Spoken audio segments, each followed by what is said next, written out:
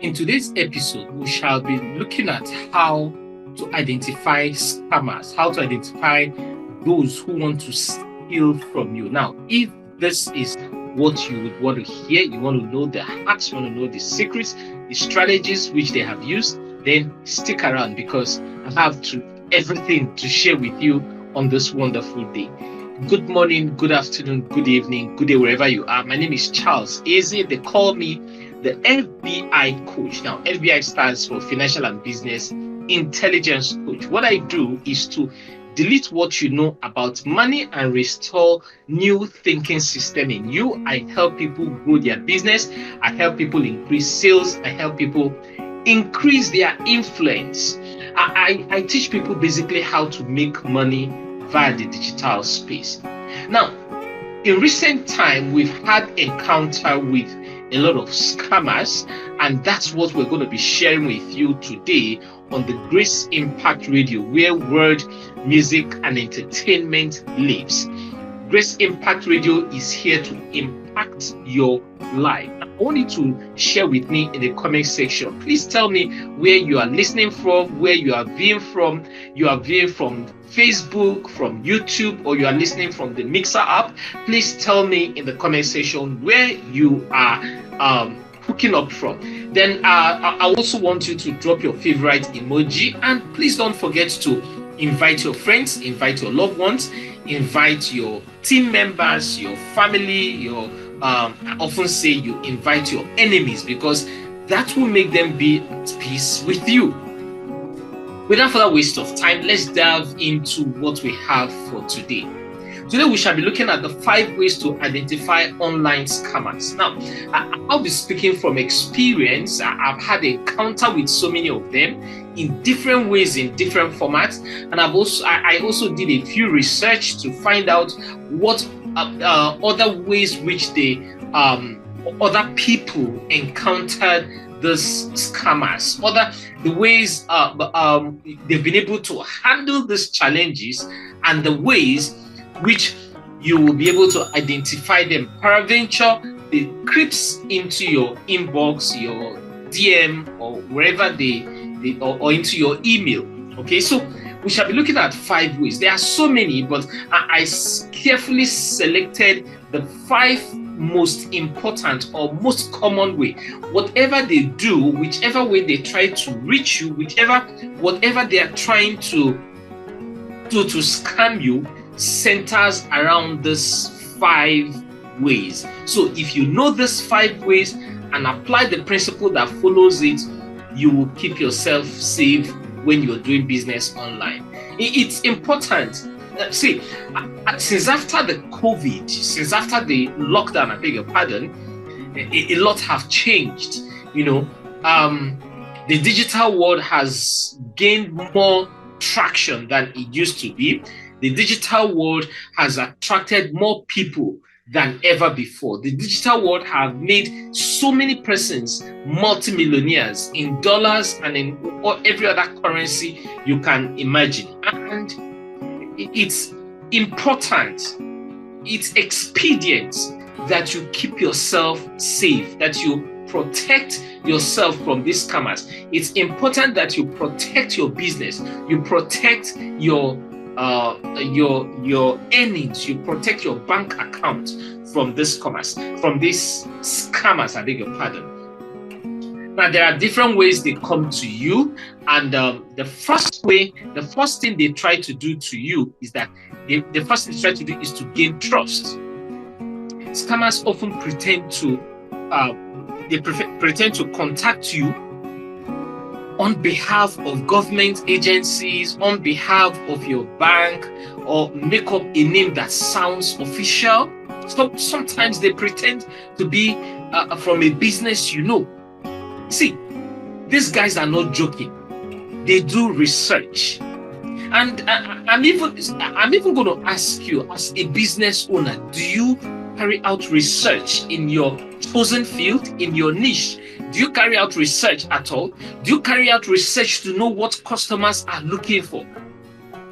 These guys carry out research. But unfortunately, their research is for the negative purpose. They do all that to scam you, to steal from you. They have all your details on their fingertips. They will call your name, your date of birth, where you lived before, where you're currently living, who you hang out with. I mean, you are wondering, how did this person get to know so much about me? How did this person gather so much information? It's all about research. They carry out research. They use technology to change their phone number that it appears differently on your caller ID. So sometimes they use a software to change their voice. It might be a female speaking on the other side, okay? But when the call comes to you, it turns out to be a male voice. Sometimes it might be a male who uses a technology to convert their voice into a female voice. They give every detail. I mean, they are not missing anything. So they do all this to buy your trust.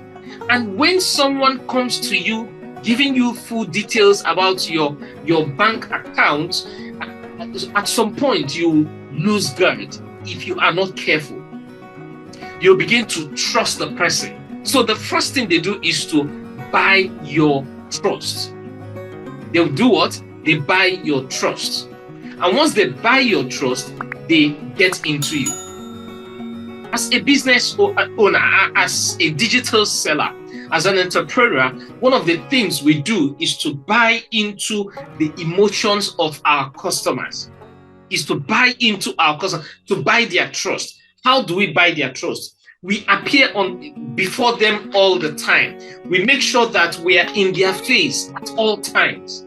Now, these scammers can also get onto your social media handle. They are commenting on your posts. They are sharing your posts. They are liking your posts. They are engaging just to buy your trust. Are you getting what I'm sharing with you? They do what? They buy your trust. That is number one way. Number two way these guys try to steal from you is that they get emotional and they mount pressure on you. They get emotional and they mount pressure on you. They might say that you are in trouble. You are in trouble with the government. You are in trouble with the bank. You are in trouble with your business partner. Your bank account is about to be hacked. So we blocked your account so that scammers will not have access into your funds. However, you need to verify your details for us to unblock your account. And they start asking you some personal questions. And as you are giving the details, little did you know they are entering those details into a software that will automatically hack your account. Or sometimes they can say something that you owe money and it's time for you to pay, else your account will be pulled down, your phone, your number will be blocked. These guys are good at what they do. Or someone in the family, there's an emergency that you need to get on the call immediately. You need to send money quickly. Someone just got robbed, that we need to secure this person. These guys, they use emotional blackmail. Or that virus has got into your computer, it's about to be blown up. Some scammers say there's a problem with one of your social media handles. Your social media account, maybe your Facebook account, your Instagram account, your Twitter, whichever account they know you use most, where you do your business. They will tell you there's a problem with that account, that you need to verify some information before you can use your account. And you start panicking. Others will lie and say that you won money, you just won a lottery. So you have to pay certain amount to get that money. And you begin to wonder, how did I win this money? I haven't played any lottery. And sometimes they send a bogus check to you. They might send something like £2,200, $2,200 to you. Okay, and they'll ask you to that they just overpaid you, that please deposit this money, this 2,200 into your account and refund $200 to us. Unknowingly to you, it's a fake check. Once you deposit the money and you pay that 200, you have lost your $200 or £200 or 200,000 naira, whatever currency it is. You have lost that money, because as you deposit the money, it will bounce back. But between the time it will bounce back to when you paid that money to them, you have lost something. All right, so you need to be very, very, very careful. You need to be on the guard. They get emotional, they mount pressure, they mount pressure on you. Now, the number 3 thing the scammers do. Are you getting value from what I'm sharing? Please put it up in the comment section. Which one resonates with you? Have you experienced any of this? Have you had encounter with them? Have they mounted pressure and on you and got emotional at some point, or have they tried to gain your trust, and at the end of the day you discover this person is a scammer? Please put it up in the comment section so that others will learn. Okay, and remember to share the link. You have the Facebook link, the YouTube link, the Grace Impact Radio link, whichever link you have. Please share with others to learn from what you are learning right here and now. Okay, then those on the Facebook and YouTube, please remember to tag your friends, your loved ones in the comment section. And if you haven't subscribed to my YouTube channel, please do that. Subscribe to my YouTube channel and also activate the notification button. All right, number 3, they give you call to action. Yes, scammers give you call to action. Scammers want you to act before you have time to think. I'll say that again. Scammers want you to act before you have time to think. If you're on the phone with them, they might ask you, or they might tell you to not to hang up. You know why? They don't want you to check out their story. They don't want you to check out that what they are saying does not correlate. They don't want you to check it out. So they give you a call to action to do this immediately. Now we are on the line with you. Please confirm your details, because if we drop this call, this hacker might steal your money. This hacker might have access into your account. So we need to block it immediately. We need to verify your details immediately. What's your full name? You state. What's your first name? You state. What's your surname? What's your date of birth? What's your email address? Please confirm your phone number. Please confirm the last 4 digits of your card. They are asking you every detail. And if you're not careful, you release all this information, you lose access to whatever they are trying to hack. They might even threaten to arrest you, sue you, or take away your driver's license or your business license, or even deport you if you are an immigrant. So these guys they do a lot of research. They don't just mount on the phone and start sending and start placing a call across to you, or they don't just get on the email, and they do a lot of research. They might say you are about to lose your account if you don't act now. So they give you call to action. They use what we call FOMO, fear of missing out. Now, their fear of missing out is in the negative. I use fear of missing out when I'm trying to sell to my customers. I use fear of missing out when I'm upselling or cross-selling. And because I'm giving you a bundle at a reduced price, and I want you to take advantage of it. But these guys are using their fear of missing out to steal from you. Okay? Now, the number 4 way by which these guys try to steal from you is they request for your personal information. They request for your personal information. You receive a request for personal information via phone, via mail, via text message. See, if you receive such, please tread with caution. Okay? And one simple rule of thumb is, did you initiate this transaction? Did you initiate this contact? If you didn't, ignore. Okay? They ask you to fill a form online. Now, I need to balance this. Sometimes you get links from trusted persons. Okay? Sometimes I share links with my contacts, asking them to fill a questionnaire, asking them to watch something.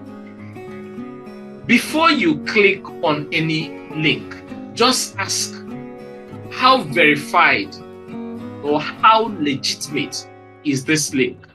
That is number one. Number two, these days I try not to shorten my link. I leave it the way it is. Do you know why? Now, when links are shortened, it makes it difficult for the person to identify where this link is coming from. There was an encounter I had sometime. If not that I was very careful, I would have been a victim. Now, I was trying to log into my bank, and I typed their URL. Yeah. Then when I was done, I was trying to use another device. So as I was trying to type the URL, immediately the URL popped up as a suggestion. Ordinarily, I would have clicked on that to continue what I was doing. But on a second thought, I just said to myself, let me check this link that just popped out. Do you know that as I was looking through the lines, reading through the words, I discovered that the letter A in that suggested link was different from the one I have always used. Their letter A had a different shape from the normal A, but if you don't look carefully, you won't see it. So when you are filling out personal information online, please verify from the person. If you are going to google.com/Google Forms, for example, it will start with HTTPS, or let me say www.google.com/Google Forms. But if it's a fake link, the first name on that URL, the first name on that web address will not be Google Form. It might be something like www.spynet/Google Form. So you are looking at the last name, Google Form, how do I put this? Okay, you look at the last name, which is Google Form, not taking into consideration the first name after the www, you will end up getting into trouble. So what do? How do you identify this? When you are about clicking on any link, please confirm the full address. Don't be in a hurry. Take your time to look at the full address to be sure it is where you are going. And if you aren't sure, if you are not sure of the address, simply leave that particular page or that mail or whatever it is, open a Google search form and search it out yourself. Are you getting value from what I'm sharing with you? Please put it up in the comment section. Okay, and if you've had any experience in the past different from what I have shared so far, I wouldn't mind if you put it up in the comment section so that we can learn. Others reading through can also learn from your experiences. Okay. Then number 5, scammers will tell you to pay in a specific way. When they want you to make payments, they want you to pay in a specific way. Okay, they want you to, they often insist you make payment via sending money through a money transfer, or putting the money in a gift card and then giving them the number to check it out, or ask you to pay via cryptocurrency. You know, they ask you to pay in such a way that it cannot be traced. Some will send you a check that will turn out to be a fake check. They tell you to deposit the check and then send the money to them. These guys are very good at what they do. So you need to be smarter. You need to be wiser. Now, having identified all these ways these guys try to steal money from you, how do you protect yourself? How do you protect your bank account? How do you protect your WhatsApp? How do you protect your Instagram, Facebook, YouTube, and all that? How do you protect these guys from stealing? How do you protect yourself from this guy stealing from you? Now, as tricky and brilliant as online scammers are, it's easy to protect yourself. I want you to take the following steps so you can thwart most email, text messages, phone calls scammers use. There are a few things you need to do to protect yourself. Number 1, look for a sign of misspelled words or grammatical errors in their email or the website. You must find it. All you need is just to be patient, read through. These guys, they don't pay attention to details. Legitimate organizations pay attention to these details. Legitimate organization will not cook up one grammatical error and just put it up there, because they know that their image is online. So number 1 way to identify scammers is to spot misspelled words. Okay. Number 2, don't click links in email or text messages you are not sure of.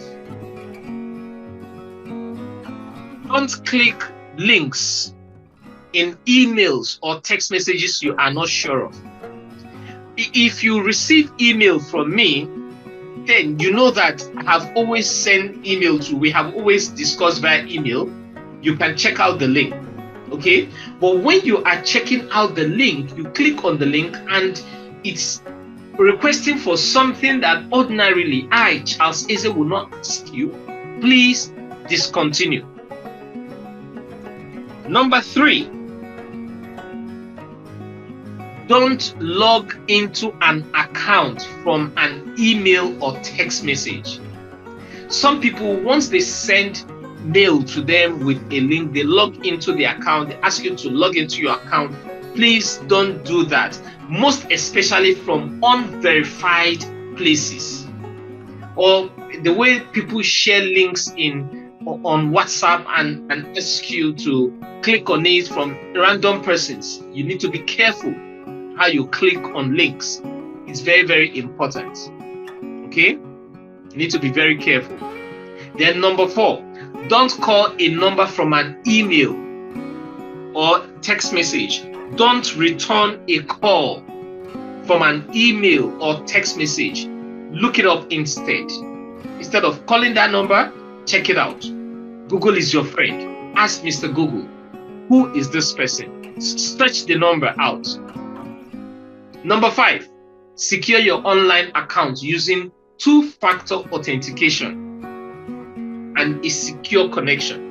I have 2-factor authentication on my email addresses, my YouTube handle, all my social media handles. I have a secured 2-factor authentication.